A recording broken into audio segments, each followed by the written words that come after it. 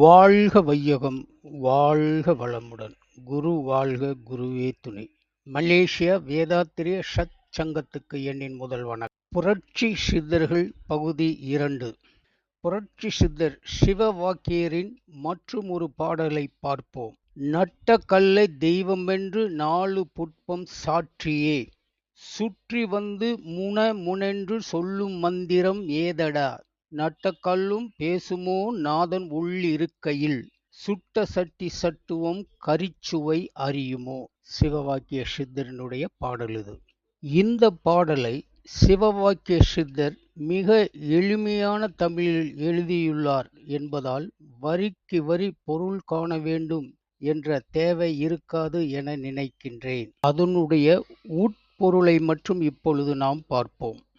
உயிரற்ற ஒரு பாறாங்கல்லை நட்டு வைத்து அதை கடவுள் என பூ மாலை போட்டு மெல்ல மெல்ல மந்திரங்கள் சொல்லிக்கொண்டே சுற்றி வருவது ஏதுக்கடா, தேவைதானா இது என்கிறார் சிவவாக்கியர். கடவுள் என்பவன் நம் உடம்பினுள் உள்ளபோது இந்த பாறாங்கல் எப்படியடா பேசும்?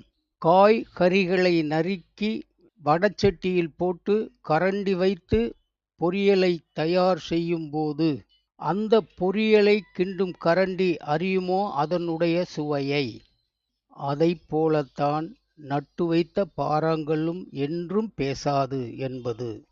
இங்கு ஒன்றை நாம் கவனிக்க வேண்டும்.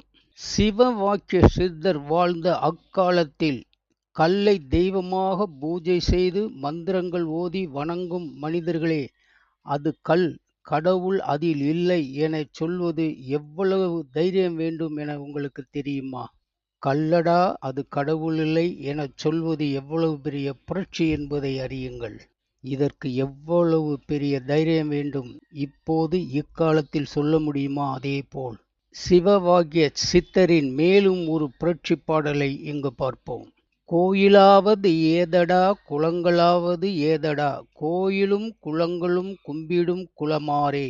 கோயிலும் மனத்துளே குளங்களும் மனத்துளே, ஆவதும் அழிவதும் இல்லை இல்லை இல்லையே. பாடலின் பொருள். குலதெய்வம் கும்பிடும் குலத்தவரே கேளுங்கள்.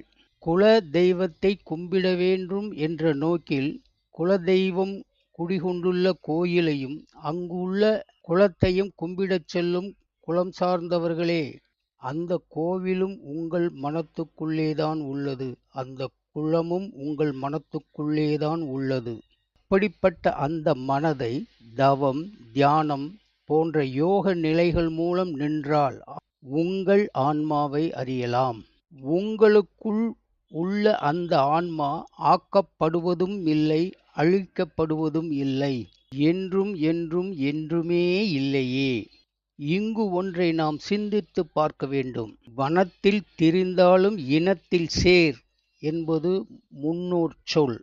எங்கிருந்தாலும் உன் குலம் தழைக்க குல தெய்வத்தை கும்பிடு என்பது இதனுடைய உட்பொருள்.